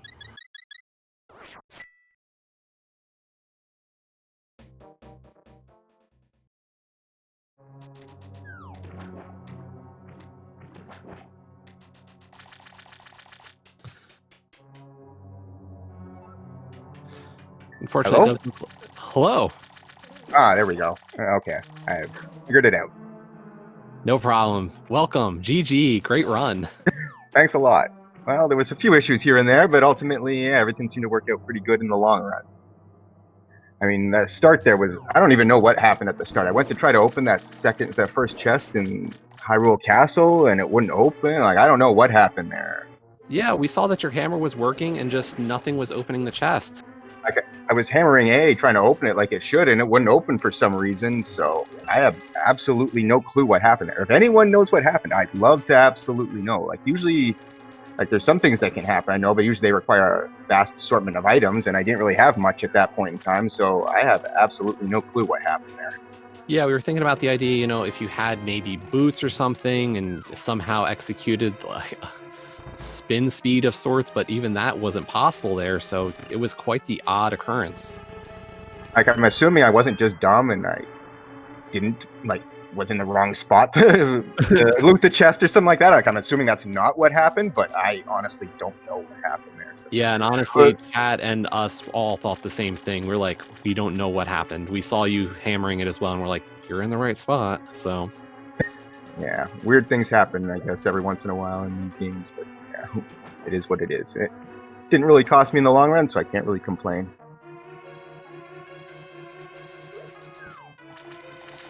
So I must say, of course, you know, I think the big play, just watching both you and Spleebie here, was early Saha. Oh, I guess going over to get, having those mitts. Yeah. I didn't even really think about that too much, but yeah, I guess so. I figured, like, in the end, obviously, I figured going to Spike Cave and getting the cane was probably going to be the big thing for the most part, assuming that that was the only bow and that there wasn't, like, a cape somewhere that was easily available. Like, when I found that bow, like, I felt pretty good, but, like, in the back of my mind, there was always that thought, like, maybe the other bow's right in the front of Thieves Town and people got that really easily, or maybe the cape was right there as well, and getting up to Spike Cave wouldn't have been quite so bad, but it's kind of one of those things you don't really know in this type of race, right? Yeah, so we did see front of Thieves Town from Spleebie. There was just a shield and some bombs, as well as the small key and the big key to Thieves Town.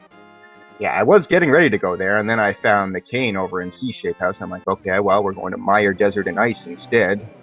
And then I was about to go to Pod as well, and I found Bombos over at Pyramid Fairies. I'm like, all right, we're going to Turtle Rock instead. Yeah, I mean, that was a very early Pyramid Fairy access. I don't think I've seen one that easy. Yeah, that's kind of one of those things where it worked out all right, because I was like, all right, I haven't done Pyramid either, so I can do Pyramid Fairy, Pyramid, and then head over into Pod and see what's over there. Meanwhile, Spleebie did pull the bow out of Spike Cave, so at 129.05, Spleebie is in go mode. Now, I do want to ask about this because, you know, this was kind of one of the safe plays you made throughout the seed was fairies. You picked up a lot of fairies having that bow and powder early in this seed.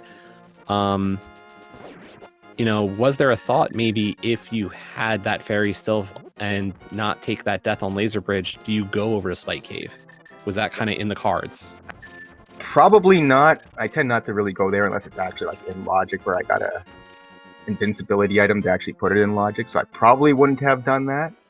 It would have been nice if I'd thought about that and done that. I would have routed out really well in that point in time. Would have saved me going through Swamp, obviously, but like at that point in time, like once I found the flippers, I was kind of thinking, I'm like, all right, I got to kind of leverage these. I'm like, we'll take the flippers, we'll go to Swamp, the place that you actually 100% need the flippers. Didn't really find much. I found the cane, so I'm like, all right, we'll follow this a little bit, just continue to leverage what I've done, obviously, so this way we can kind of take advantage of it if it works out like it did. So in the end, everything worked out really nicely. Yeah, definitely a nice find there. Now, in terms of, you know, we saw all 4 swords in this seed. Yeah, seeing that Master Sword on the torch there pretty early was kind of nice, and then you realize pretty quickly, oh, we're not getting that, I guess, because it found Tempered shortly thereafter. Now, on that point, I mean, you found the Tempered Sword not too long after that. You know, you found that second sword in Hookshot Cave, and then the third sword... I'm drawing a blank on where that was now. But, you know, you found that third sword, and I guess that kind of, based on the fact you found Kane, were you waiting for Boots to head back to Desert Mire area, sort of, just so you could have the Tempered Sword at that point? Well, not really. I was kind of thinking at some point, like I was kind of hoping that I'd find the cane actually is really what I'd find, so I could do Mire at that point in time. That's kind of what I was thinking more than anything. Okay. Because at that point I realized that the boots weren't necessarily necessary, and who knows if they were in GT or something like that. Obviously that didn't end up being the case, but you never know. Of course.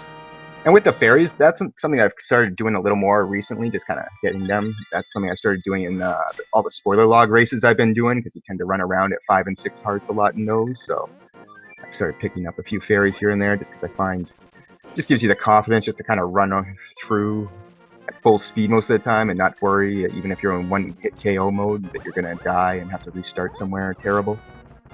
Yeah, no, that seemed to be a huge play throughout this race. I mean, you know, I don't want to harp on deaths at all, but, you know, it almost was clutch every time you had one. Anytime there was a death. It was definitely disappointing that I used as many as I did. I'll say that much. Like, it was great that I had them, but I'm definitely disappointed that I used as many as I did. But I guess part of that is also, like, I knew I had them, so I was kind of probably being a little more reckless than I should have been, maybe. So, you know, this is our 8th qualifier at this point. Which one specifically is this for you at this point? This is actually my 6th now. I've been playing in as many as I can, just for the fun of it more than anything. Okay. Since there hasn't really been since we've basically been doing the ladder for the last while, it's just basically been heads-up races, so I've been enjoying being in these large races for a change. Take a little bit of a different attitude towards these, kind of a go-for-it attitude, where I kind of hope to just do really good, and sometimes if I do hit the right kind of route, it turns out like this, and other times there's like the last 2 races before this, where Well, ironically, the fire rod was in the exact same spot in the last race. The difference is I got it like 40 minutes earlier this time. Like both times it was literally in a Gina's cave. This time I just happened to get it 15 minutes in instead of 55 minutes in, and that honestly made a massive difference in this race for me compared to the last one. I was going to say, combining the fact that you had Mitts, Mirror, and Flute kind of made it an easy play to get over to Agina. Yeah, that was the huge difference really between this seed and the last one. Like I had absolutely no reason to ever get over there in the last seed. And then in this one here, yeah, I had Mitts, I had Mirror and all that. So yeah, that just kind of led me right over there inevitably. So Spleebie did get that big key on number 1, gonna get that key from the left side and begin the climb. The only real difference in equipment here is Spleebie did find our lamp in Bollock's side of pod. Ooh, that's awkward. Yeah, potion unlock and pulled it. Unfortunately, no bow in pod or eastern. We did see both of those fully explored.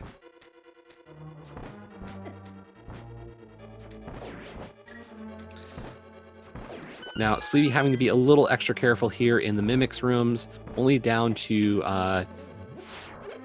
was down to 1 arrow, so had to pick up that 5 under the pot. Luckily, no despawn on those arrows. So able to get through those Mimic rooms. Yeah, there's really nothing feels worse than despawning those arrows when you need them. Yes, yeah. I can agree there wholeheartedly. That's nice to dash through those spikes there. So I do want to just kind of highlight the rest of our top 5 tonight. While we did say Flip Heel was in first overall with a 120.50, as we said, saltyphry here second with that 123.07. We had a third place from Trank89 at 125.18, fourth by Nick Calamity 3 at 126.18, and rounding out the top 5, Immortal Koi with a 126.57. So really nice times there across the board. Yeah, assuming that bow in Spike Cave is the only one that's really available, I can see this being a real problem for some people. Spike Cave is always one of those locations where it's kind of hit or miss. Either you get there at the right time or you end up last locationing it somehow. Yeah, and unfortunately, we, with the flippers where they were and the Cane of Burna being locked behind those flippers, it definitely becomes a location you don't necessarily intend to go back to. It's definitely the logic of I need invincibility. Like, and even then, like, I definitely had places that I could have gone that would have probably made a little more sense than going up to Spike Cave at that point in time. But since I just got into Swamp, I really kind of wanted to leverage that play and kind of make sure like that I could get every bit of value out of that possible if there was any. I would have felt really terrible had I gone, like, say, in full cleared Thieves Town and done some other stuff and then gone to Spike Cave afterwards. Like, that would have felt absolutely terrible. Like, why didn't I just come here in the first place? I know I would have been thinking about that for days on end afterwards. Yeah, that is definitely a location that we'll see that happen. We never saw the back of Thieves Town, so for all we know, the second bow was there, but yeah, we will never know. I will guess it's not, just based on the fact that I feel like there would have been more people finishing faster if that was the case.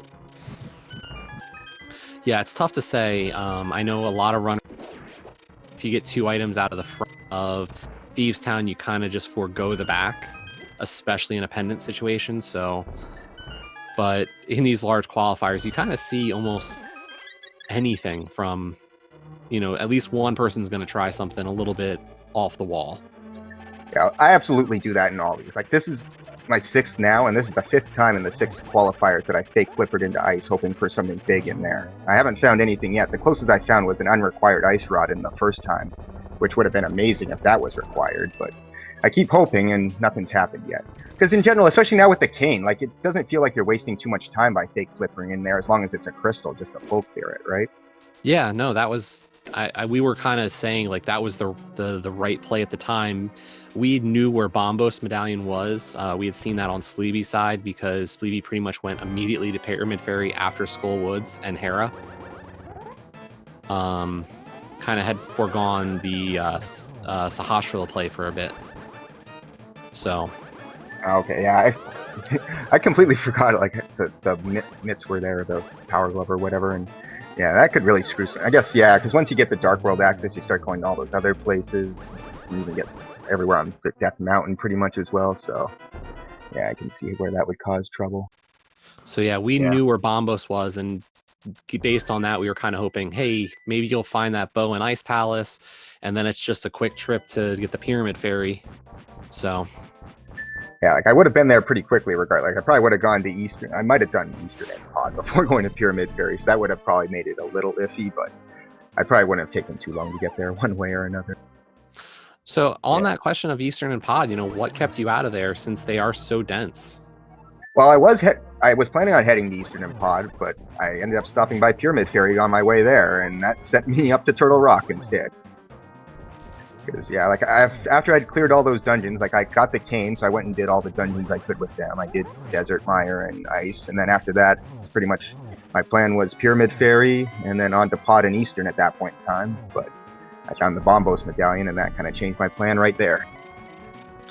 So I just want to point out, Spleebie is on the Ganon fight, and really nice 1-in-1 through phases 1 and 2 there. That is, that's going to be one of the great strategies you see a lot of in this tournament coming up. Tempered Sword getting those nice first 2 phases. Yeah, phase 1 and 2 didn't go so well for me. Phase 4 went well, but yeah. Yeah, that was some great triples across the board. Yeah, I'm pretty good at the triple part in general.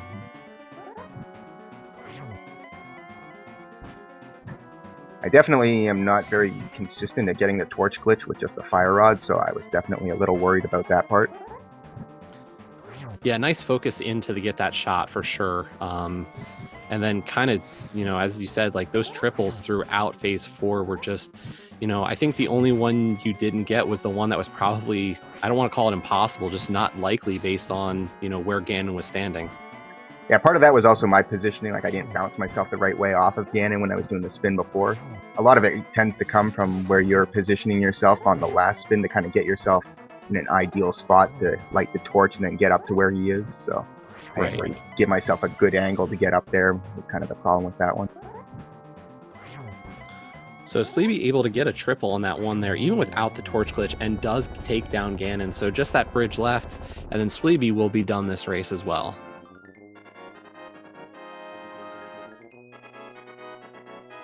That's a very good torch glitchless fight there by Spleebie as they finish in 31st with a time of 1 hour, 40 minutes, and 59 seconds. Get those GGs in chat for Spleebie. So, as you said, this was your 6th. How many more are you looking to run at this point? I'm just going to run whichever ones I'm kind of around for more than anything. I'm generally confident enough that I'm going to qualify for the tournament pretty much no matter what I do, unless like some insanely bad stuff happens to me. So I'm just going to keep running, and whatever happens kind of happens. So have you forfeit a race, or is this, not to pry too much, you don't want to talk about scores, but, are you just, is it because you're running more than 5, is it definitely a no forfeit scenario for you? I very rarely forfeit regardless, so I'm very unlikely to forfeit. Like even in the couple that I had that were really, really bad, I was never really even considering forfeiting. The one that was a super jet seed, I completely just walked right by a bumper cave that had the flute just sitting there. If I'd known about that flute, I could have saved myself pulling the ped, where I went and pulled fully cleared 3 pendant dungeons that weren't necessary. So it is what it is. Like when bad stuff happens, it happens. As long as I don't start, the things that really bother me are when I start dying a bunch, like if I start dying several times to a cold stare or something like that, maybe then I might consider forfeiting. But other than that, it's not going to happen with me. Sure. As we are now also joined by Spleebie. GG's. Yeah, GG. So that bow was the thing. Yeah. I think that's definitely from seeing, both of your runs and just kind of seeing how everything shook out. It definitely seemed to come down to that bow, because this was up to that point fairly a jet seed. Yeah, I'm guessing based on the finish times that the other one was not in the back of Thieves Town. We are not entirely sure. We never saw it. Nobody went to Back of Thieves, so we believe it wasn't, but yeah. It makes sense that that Spike Cave one might have been our only one available. Yeah, I was hoping for a second bow behind the one in Pod, and I knew that Lamp was out of logic there. Yeah. But, yeah. I don't know. With a whole world, a lot of crystal dungeons, like when do you go back to Spike Cave when you've already gone to the mountain twice? Completely understandable. I mean, I think, we talked to saltyphry on this one as well, and I think the only thing that might have pushed a runner to there is maybe having a fairy to or a blue potion in a bottle at that point. And we only saw there was a green potion for free to start the race or early in the race, and then after that, you were just had powder, net, and bottle. So maybe if you catch a fairy, you skip swamp, but that's the only scenario I see somebody not going into Swamp Palace for Burna.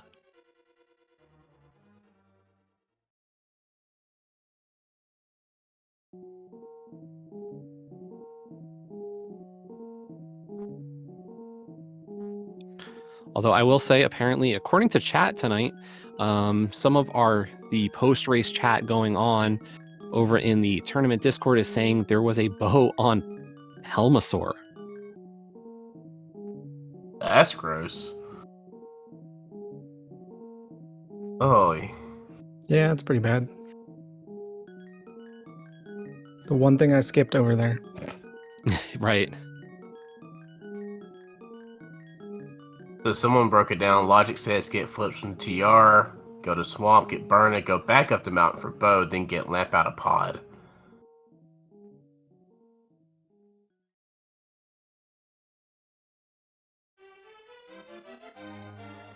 As we said, at this level, we are definitely going to see a lot of breaks of the logic that the game intends for you to play, just because we don't have time for logic.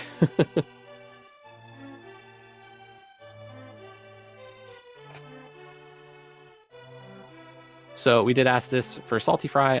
For Spleebie, which qualifier is this for you at this point? This is my fourth one. Okay. Actually, this is my worst one so far, based on my calculation, which may not quite be right, but yeah, I think we're looking at a par time of roughly about a 123, 124. Yeah. So I think I'll get just barely 80 points for this one. 80 and a half. But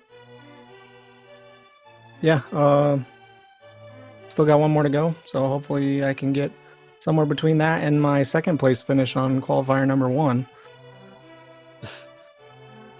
A lot of jet seeds so far in these qualifiers for sure.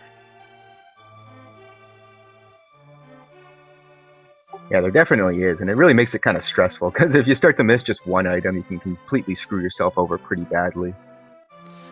Yeah, like I think I've done 4 of them now that have been kind of jet seeds, and 2 of them have gone all right, and the other 2 I just missed something, and yeah, it ended up pretty bad because of that.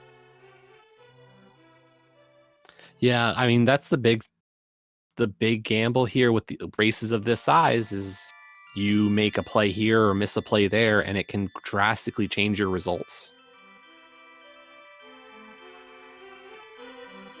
In those one-on-ones, you can kind of make a play, and if it doesn't work out, maybe your opponent also didn't. Here, it can spell the difference of 10, 20 minutes.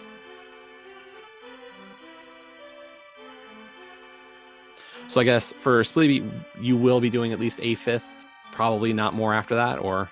Yeah, well, originally I was planning, I can really only do like weekend ones or like this one that was very late at night. And so originally I was kind of planning on doing all the ones that fit into my schedule, but I'm definitely going to do one more at least, and then I'll see what my standings look like. Like, if it'd be too bad, if I get one worse than this one and it would drop too much, then it could be bad. So I may just stop at 5, but I'll have to see. Yeah, definitely the game to play here is, you know, paying attention to your numbers and, you know, seeing how this shakes out. We're about, this is halfway through the qualifiers now at this point. Still a lot of times for people to put up, and still a lot of runners still aiming for their 5 qualifiers. And who knows who still has not run yet.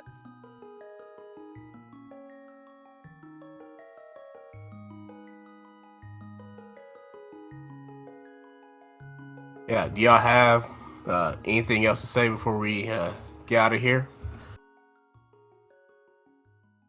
I'll just say thanks a lot for the restream. It's been a while now since I've been on restream, since I've been doing mostly ladder races and nothing else these days. It's been a while since I've been on a restream. It was fun, so thanks a lot for the commentary, the restream, and all that. And good luck in the tournament, Spleebie.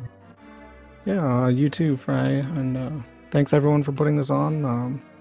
Sorry if for making you all wait 17 minutes after saltyphry are finished, but you know that's how these things go sometimes, I guess. No, this was a fun one to see, you know, both of you run through this seed for sure. Whether there was the time difference or not, we did get to see a lot of checks and great strategies both sides. So Yes, it is a very entertaining race from both of y'all. We thoroughly enjoyed it. So thank y'all. Keep it up. 8 more qualifiers after this. GG to both of y'all. If you haven't already, give these runners a follow. Spleebie and saltyphry. yeah, the links to their channels are currently in the chat. And of course, shout outs to our tracker tonight, Arteril.